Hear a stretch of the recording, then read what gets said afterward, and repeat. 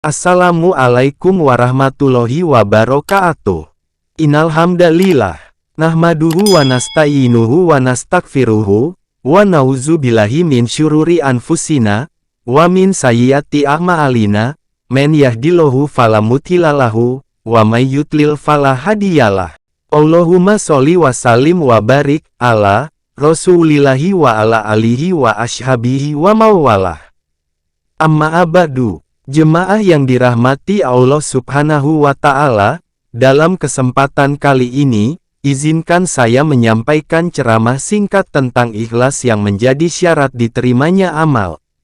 Seperti diketahui, umat Islam dituntun oleh Allah Subhanahu wa Ta'ala dan Rasulullah Shallallahu Alaihi Wasallam untuk senantiasa memperbanyak perbuatan baik.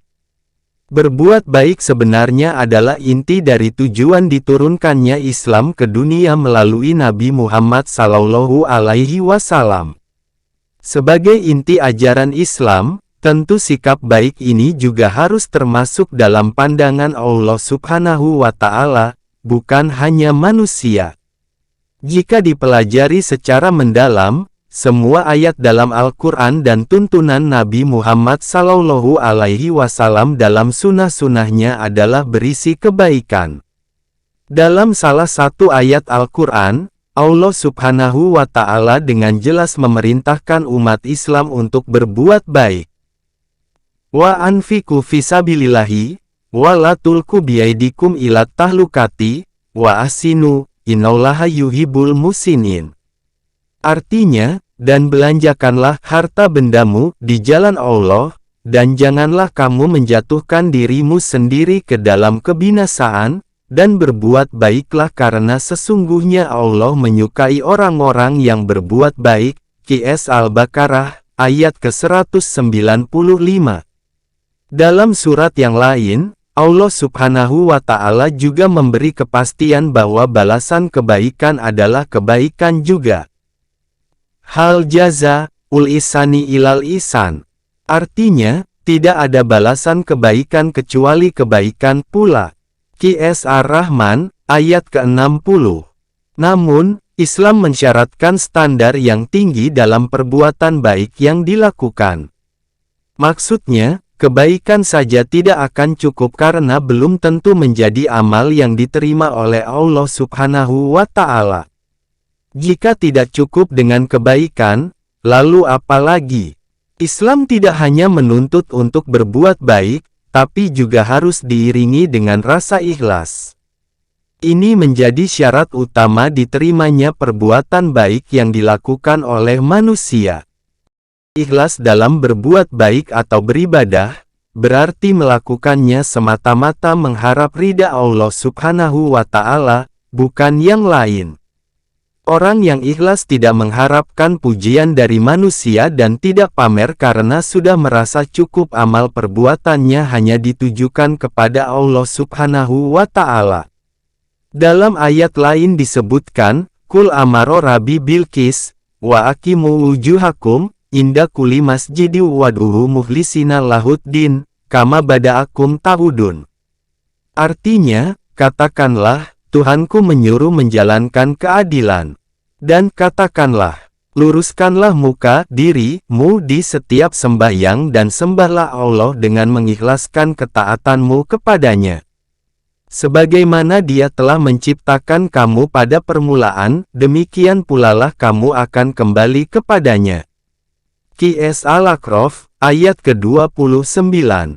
Jelas sekali diterangkan dalam ayat-ayat tersebut bahwa umat Islam diperintahkan untuk melakukan semua amal perbuatan baik dengan ikhlas. Dalam menjalani kehidupan, kita seringkali mendengar dan mengatakan, "Aku ikhlas kok, udah, ikhlasin aja," atau kalimat yang mirip dengan itu. Yang menjadi pertanyaannya adalah, benarkah kita sudah ikhlas? Tidak dapat kita pungkiri, bahwa ikhlas adalah salah satu amal hati yang sangat sulit, tingkatannya pun sudah tinggi. Dalam hal ini, Imam Al-Ghazali pernah mengatakan, hakikat ikhlas ialah kemurnian niat dari hal-hal yang bisa mengotorinya. Dan biasanya, Para ulama sering menganalogikan ikhlas layaknya surah Al-Ikhlas dalam Al-Quran.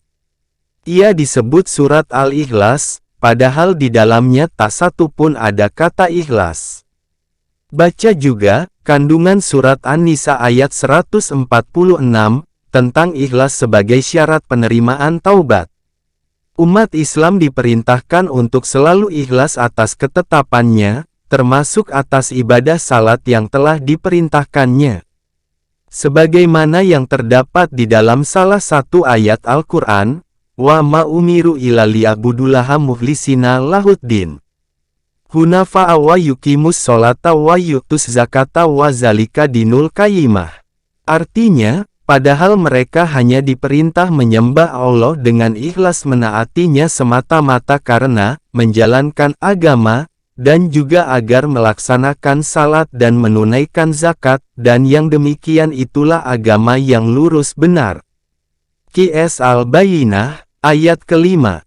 Dalam ayat tersebut mengandung beberapa hal penting yang harus dicermati.